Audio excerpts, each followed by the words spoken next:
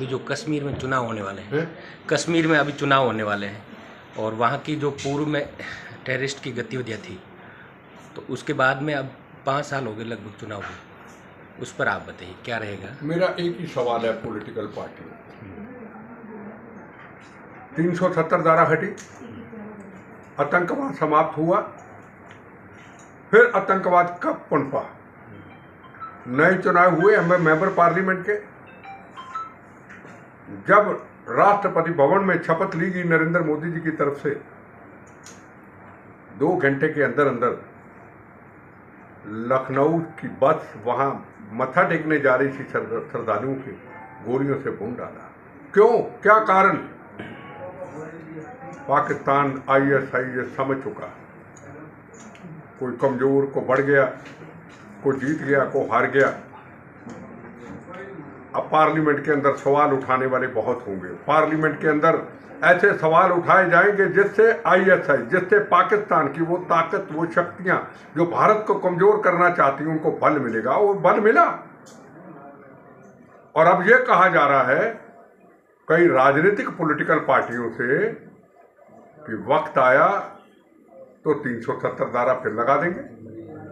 कल को फिर राम जन्मभूमि के ऊपर चर्चा होगी कि राम जन्मभूमि का निर्माण गलत हुआ था, इस पे भी पाबंदी लगाई जाए। फिर कल को यह कहा जा रहा है कि बांग्लादेश के अंदर PM हाउस में जो लोग घुसे, आतंकवादी घटनाएं हुई, प्राइम मिनिस्टर को अपना देश छोड़ के हिंदुस्तान आना पड़ा। और बड़े जिम्मेदार लोगों ने यह कह दिया, बड़े दमखम से कह दिया, सेंटर में 2 बार मंत्री रहे और कई मेंबर पार्लियामेंट रहे, उन्होंने ये कह दिया कि कभी वक्त आया PM हाउस में घुस जाएंगे। ये हिंदुस्तान को इन लोगों ने धर्मशाला बना रखा है, कुछ राजनीतिक पॉलिटिकल पार्टियों ने। प्रथम राष्ट्र, तेरा वैभव अमर रहे, मां हम दिन 4 रहे न रहे, जो भारत मां के साथ गद्दारी करते हैं, जिनको अपना मकसद है कुर्सी और सत्ता, ना उनके लिए धर्म है, ना उनके लिए भारत मां है, उनको मैं चैलेंज करके कह देना चाहता हूं, इस मुल्क की सरहद को कोई छू नहीं सकता। इस मुल्क की सरहद की निगहबान है आंखें। इस मुल्क की रक्षा करने वाले हिंदुस्तान के लोग हैं, पर हिंदुस्तान के लोगों को जागना होगा। अगर हिंदुस्तान के लोग ना जागे, याद रखना हिंदुस्तान के लोगों, 370 धारा पे भी दोबारा चर्चा हो सकती है, राम जन्मभूमि के निर्माण के ऊपर चर्चा हो सकती है।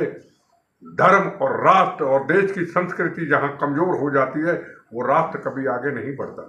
10 साल के अंदर, मैं किसी पॉलिटिकल पार्टी में नहीं हूं, पर प्रथम राष्ट्र 10 साल के अंदर जवानों की शहादतें कम हुई। 26/11 जैसी कोई घटना नहीं हुई, पार्लियामेंट जैसी कोई घटना नहीं हुई, जयपुर जैसी 120 लोगों को एक दिन में मारा गया बम्बों गोलियों से, कोई घटना नहीं हुई। इसको कहते हैं प्रथम राष्ट्र। हमने आज नहीं तो कल जाना है। बड़ी बड़ी सोच, बड़े बड़े लीडर, कई बार जीते, कई बार मंत्री रहे, सोच मन के अंदर प्रथम राष्ट्र नहीं, सोच मन के अंदर मैं जीतूं तू हारे, बस यही सोच में भारत को कमजोर किया जा रहा है। जहां भारत माता की रक्षा की बात आ जाए, जहां धर्म की रक्षा की बात आ जाए, बांग्लादेश के इतिहास को याद रखना। किसान आंदोलन में क्या हुआ था? लाल किला में घुस गए थे, सामने था राष्ट्रपति जी, सामने थे प्राइम मिनिस्टर, सामने थी सारी कैबिनेट, और अगर थोड़ा सा आगे निकल जाते तो क्या होता इस देश का? क्या ये लोग चाहते हैं किसान आंदोलन के नाम के ऊपर क्या खालिस्तान के नारे लगेंगे? क्या खालिस्तान के नारे लगा के देश को तोड़ने की बात होगी? राजस्थान में आंदोलन क्यों नहीं? यूपी के अंदर आंदोलन क्यों नहीं? कर्नाटका के अंदर आंदोलन क्यों नहीं? केरला के अंदर आंदोलन क्यों नहीं? पंजाब के अंदर खालिस्तान के नाम के ऊपर आंदोलन की बात करके क्या हिंदुस्तान को कमजोर करना चाहते हैं? ये कभी भी किसी सूरत में बर्दाश्त नहीं होगा।